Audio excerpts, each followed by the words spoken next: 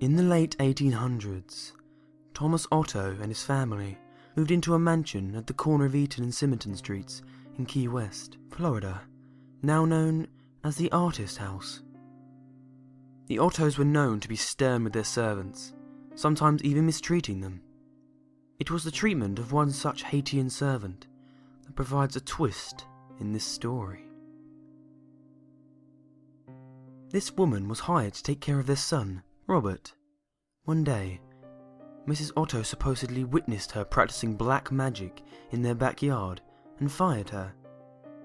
Before she left, the woman gave Robert a lifelike doll, which stood 3 feet tall, had buttons for eyes, human hair, believed to be Robert's, and was filled with straw. Now, dolls that resembled children were not unheard of during this time, but this one proved to be special. Robert named the doll after himself, and often dressed it in his clothes. Robert the doll became his trustworthy companion. He took it with him on shopping trips into town. The doll had a seat at the dining table, where Robert would sneak it bites of food when his parents weren't looking. Robert would even be tucked into bed with the boy at night. Soon, this innocent relationship took on a strange nature. Soon after, Robert chose to be referred to by his middle name, Jean, after being scolded by his mother. He told her that Robert was the doll's name, not his. Jean was often heard in his toy room having conversations with Robert. Jean would say something in his childish manner, and responses would be heard in a much lower voice. Sometimes, Jean would become very agitated, worrying the servants and his mother. She would, on occasion, burst in to find her son cowering in the corner, while Robert sat perched in a chair or on his bed, glaring at him. And this was only the beginning. Household objects would be thrown across the room, Jean's toys turned up mutilated, and giggling could be heard. Whenever these unusual acts took place, Jean always said, "Robert did it."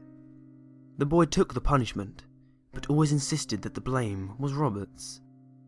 As the mischief grew, more and more servants took their leave, as new ones were hired. The Otto's relatives felt like it was time to do something. With the recommendation of a great aunt, Jean's parents removed Robert from his care and placed him in a box in the attic. This is where he resided for many years.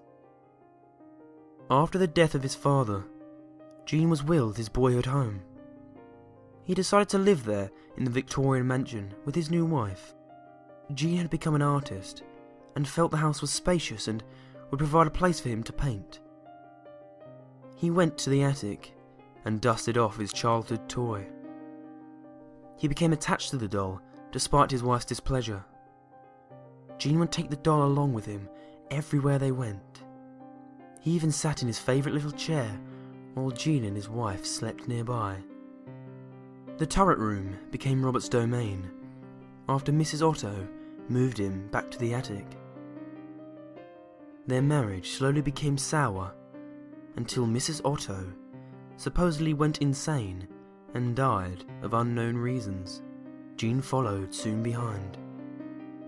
Robert supposedly attacked people, sometimes locking them in the attic. People who passed by claimed to hear evil laughter coming from the turret room. For some time, Robert remained in the empty house by himself, until a new family purchased the mansion and restored it. The doll was once again moved to the attic. This pleased it as much as the last time. The doll was often found throughout the house. On one certain night, Robert was found at the foot of the owner's bed, giggling, with a kitchen knife in hand. This was enough to send them fleeing from the home. Robert was later moved to the East Martello Museum in Key West, where he sits, perched in a glass box. Despite his new living quarters, the doll is believed to have not given up his menacing ways. Visitors and employees claim they have seen the doll move. His smile has been known to turn into a scowl. One employee cleaned Robert, turned off the lights and left for the night.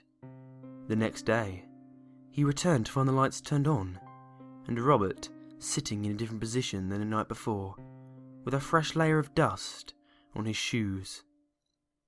Some say he'll even curse you. If you want to take a picture of him, you must ask politely. He'll tilt his head in permission. However, if he doesn't, and you take the picture anyway, a curse will befall upon you and anyone who accompanied you to the museum. The same will happen if you make fun of him.